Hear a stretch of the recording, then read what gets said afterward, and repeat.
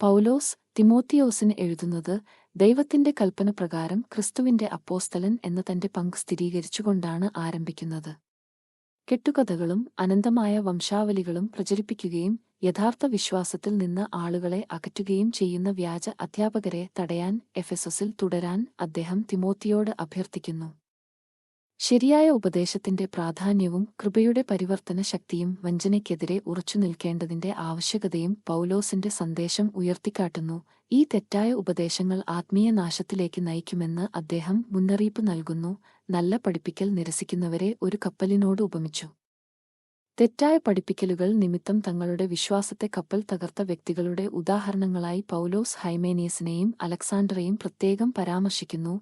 Christian പഠിപ്പിക്കലുകളെ Alexander സജീവമായി എതിർക്കുമ്പോൾ പുനരുത്ഥാനം ഇതിനകം സംഭവിച്ചുവെന്ന് ഹൈമേനിയസ് അവകാശപ്പെട്ടു. ഇത് വിശ്വാസികൾക്കിടയിൽ വിഷമമുണ്ടാക്കുന്നു.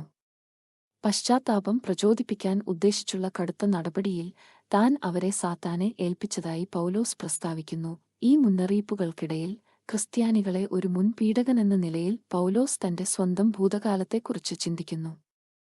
താൻ ഒരു കാലത്ത് ദൈവദൂഷകനും അക്രമാസക്തനുമായിരുന്നുവെന്നും ക്രിസ്തുവിൽ വിശ്വസിക്കുന്നതിനു മുമ്പ് അജ്ഞത നിമിത്തം പ്രവർത്തിച്ചിരുന്നതായും അദ്ദേഹം സമ്മതിക്കുന്നു. തന്റെ മേൽ കൃപ ധാരാളമായി ചൊരിഞ്ഞ ദൈവം തന്നോട് കാണിച്ച കരുണയിൽ പൗലോസ് അത്ഭുതപ്പെടുന്നു. പാപികളെ രക്ഷിക്കാനാണ് ക്രിസ്തുയേശു ലോകത്തിലേക്ക് വന്നതെന്ന് അദ്ദേഹം ഊന്നിപ്പറയുന്നു. അവൻ അവരിൽ പ്രധാനിയായി സ്വയം കരുതുന്നു. കൃപയുടെ ഈ അനുഭവം ദൈവത്തിന്റെ ക്ഷമയുടെയും സ്നേഹത്തിന്റെയും ശക്തമായ സാക്ഷ്യമായി വർത്തിക്കുന്നു. ഏറ്റവും മോശമായ പാപികളെ പോലും എങ്ങനെ വീണ്ടെടുക്കാമെന്ന് ചിത്രീകരിക്കുന്നു. ഉപസംഹാരമായി, ശുശ്രൂഷയിൽ സേവിക്കാനുള്ള തന്റെ നിയമനം ഒരു അഗാധമായ സമ്മാനമായി അംഗീകരിച്ചുകൊണ്ട് ദൈവം തന്നോട് കാണിച്ച ശക്തിക്കും വിശ്വസ്തയ്ക്കും പൗലോസ് അഗാധമായ നന്ദി പ്രകടിപ്പിക്കുന്നു.